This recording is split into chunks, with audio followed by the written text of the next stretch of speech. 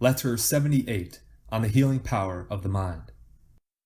That you are frequently troubled by the snuffling of catarrh and by short attacks of fever, which follow after long and chronic catarrhal seizures, I am sorry to hear, particularly because I have experienced this sort of illness myself, and scorned it in its early stages. For when I was still young, I could put up with hardships and show a bold front to illness. But I finally succumbed, and arrived at such a state that I could do nothing but snuffle, reduced as I was to the extremity of thinness. I often entertained the impulse of ending my life then and there, but the thought of my kind old father kept me back, for I reflected, not how bravely I had the power to die, but how little power he had to bear bravely the loss of me. And so I commanded myself to live, for sometimes it is an act of bravery even to live. Now I shall tell you what consoled me during those days, stating at the outset that these very aids to my peace of mind were as efficacious as medicine. Honorable consolation results in a cure, and whatever has uplifted the soul helps the body also. My studies were my salvation. I placed it to the credit of philosophy that I recovered and regained my strength. I owe my life to philosophy, and that is the least of my obligations. My friends, too, helped me greatly toward good health. I used to be comforted by their cheering words, by the hours they spent at my bedside, and by their conversation. Nothing, my excellent Lucilius, refreshes and aids a sick man so much as the affection of his friends. Nothing so steals away the expectation and the fear of death. In fact, I cannot believe that, if they survived me, I should be dying at all. Yes, I repeat, it seemed to me that I should continue to live, not with them, but through them. I imagined myself not to be yielding up my soul, but to be making it over to them. All these things gave me the inclination to succor myself and to endure any torture. Besides, it is a most miserable state to have lost one's zest for dying, and to have no zest in living. These, then, are the remedies to which you should have recourse. The physician will prescribe your walks and your exercise. He will warn you not to become addicted to idleness, as is the tendency of the inactive invalid. He will order you to read in a louder voice and to exercise your lungs, the passages and cavity of which are affected, or to sail and shake up your bowels by a little mild motion. He will recommend the proper food, and the suitable time for aiding your strength with wine, or refraining from it, in order to keep your cough from being irritated and hacking. But as for me, my counsel to you is this, and it is a cure, not merely of this disease of yours, but of your whole life. Despise death. There is no sorrow in the world when we have escaped from the fear of death. There are these three serious elements in every disease: fear of death, bodily pain, and interruption of pleasures. Concerning death, enough has been said, and I shall add only a word. This fear is not a fear of disease, but a fear of nature. Disease has often postponed death, and a vision of dying has been many a man's salvation. You will die not because you are ill, but because you are alive. Even when you have been cured, the same end awaits you. When you have recovered, it will be not death, but ill health that you have escaped. Let us now return to the consideration of the characteristic disadvantage of disease. It is accompanied by great suffering. The suffering, however, is rendered endurable by interruptions, for the strain of extreme pain must come to an end. No man can suffer both severely and for a long time.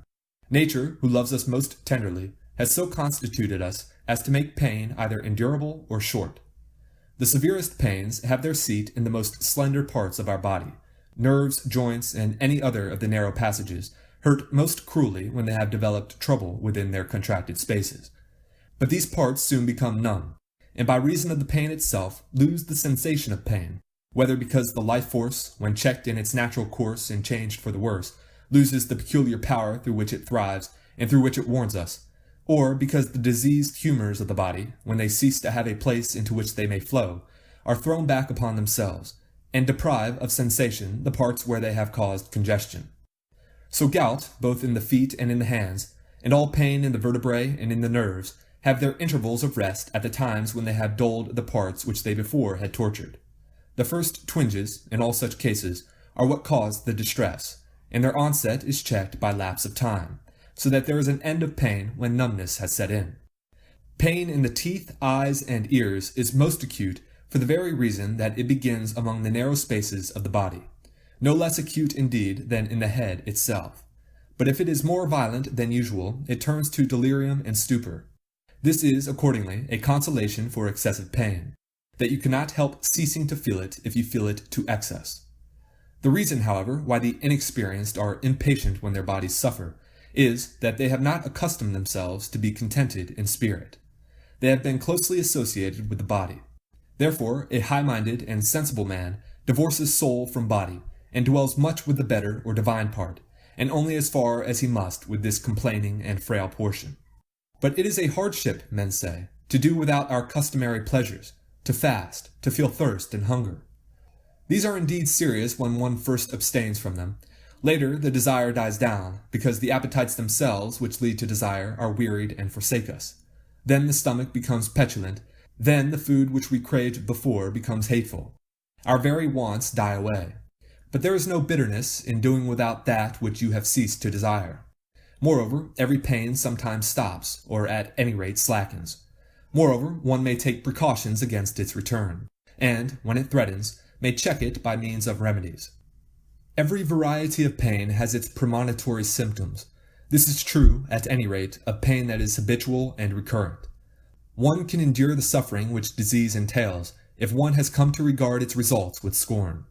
But do not of your own accord make your troubles heavier to bear, and burden yourself with complaining. Pain is slight if opinion has added nothing to it. But if, on the other hand, you begin to encourage yourself and say, "It is nothing, a trifling matter at most. Keep a stout heart, and it will soon cease," then, in thinking it slight, you will make it slight.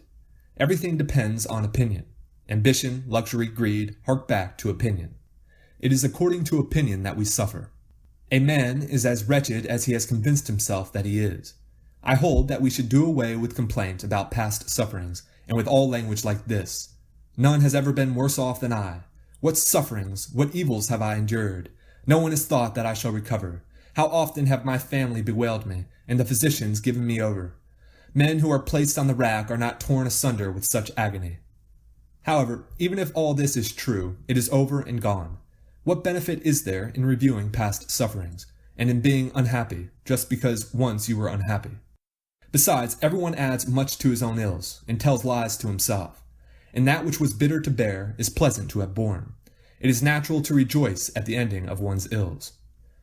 Two elements must therefore be rooted out once for all: the fear of future suffering, and the recollection of past suffering.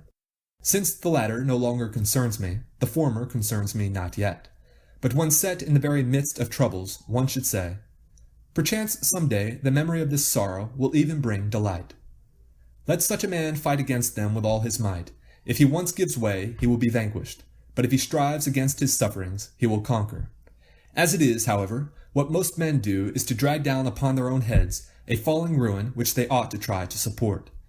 If you begin to withdraw your support from that which thrusts toward you and totters and is ready to plunge, it will follow you and lean more heavily upon you. But if you hold your ground and make up your mind to push against it, it will be forced back. What blows do athletes receive on their faces and all over their bodies?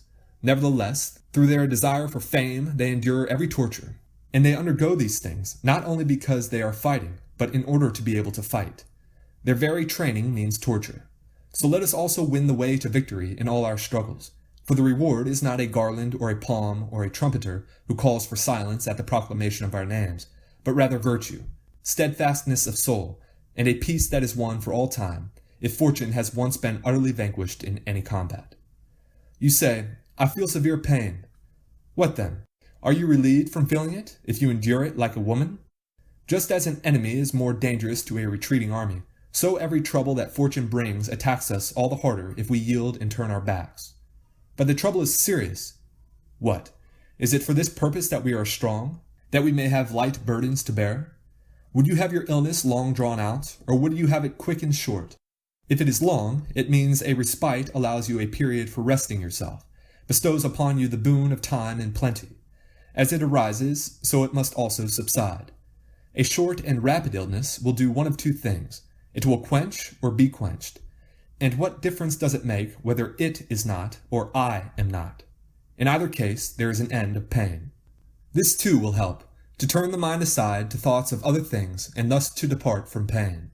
Call to mind what honorable or brave deeds you have done. Consider the good side of your own life. Run over in your memory those things which you have particularly admired. Then think of all the brave men who have conquered pain, of him who continued to read his book as he allowed the cutting out of varicose veins, of him who did not cease to smile, though that very smile so enraged his torturers that they tried upon him every instrument of their cruelty. If pain can be conquered by a smile, will it not be conquered by reason?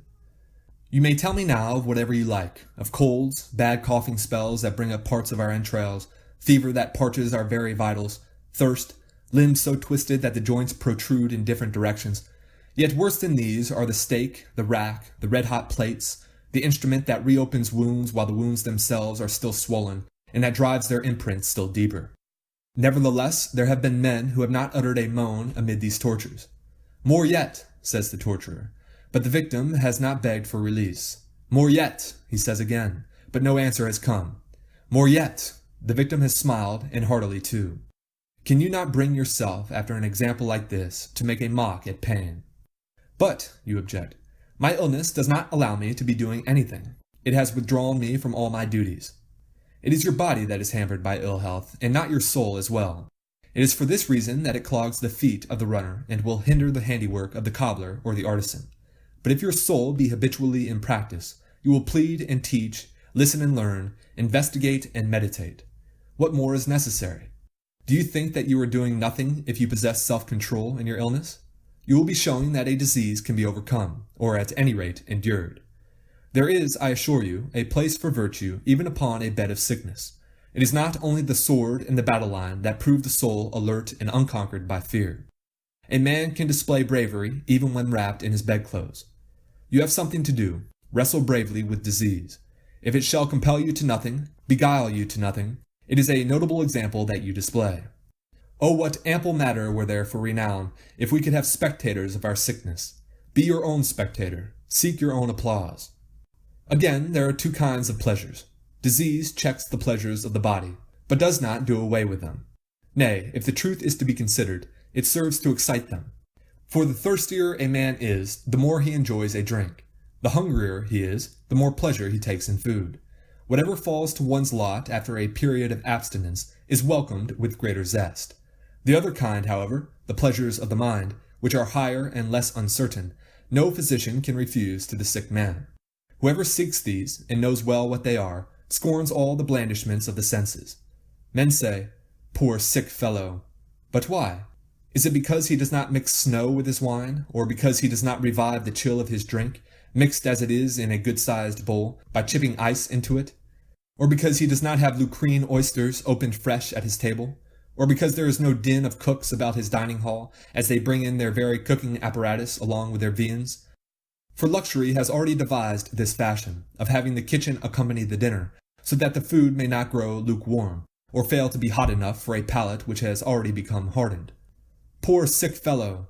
He will eat as much as he can digest. There will be no boar lying before his eyes, banished from the table as if it were a common meat, and on his sideboard there will be heaped together no breast meat of birds, because it sickens him to see birds served whole. But what evil has been done to you? You will dine like a sick man, nay, sometimes like a sound man. All these things, however, can be easily endured. Gruel, warm water, and anything else that seems insupportable to a fastidious man, to one who is wallowing in luxury, sick in soul rather than in body. If only we cease to shudder at death. And we shall cease, if once we have gained a knowledge of the limits of good and evil. Then, and then only, life will not weary us, neither will death make us afraid. For surfeit of self can never seize upon a life that surveys all the things which are manifold, great, divine. Only idle leisure is wont to make men hate their lives. To one who roams through the universe, the truth can never pall. It will be the untruths that will cloy. And, on the other hand, if death comes near with its summons, even though it be untimely in its arrival, though it cut one off in one's prime, a man has had a taste of all that the longest life can give. Such a man has in great measure come to understand the universe. He knows that honorable things do not depend on time for their growth, but any life must seem short to those who measure its length by pleasures which are empty, and for that reason unbounded. Refresh yourself with such thoughts as these, and meanwhile reserve some hours for our letters. There will come a time when we shall be united again and brought together. However short this time may be, we shall make it long by knowing how to employ it. For, as Posidonius says, a single day among the learned lasts longer than the longest life of the ignorant. Meanwhile, hold fast to this thought, and grip it close. Yield not to adversity. Trust not to prosperity. Keep before your eyes the full scope of fortune's power, as if she would surely do whatever is in her power to do. That which has been long expected comes more gently. Farewell.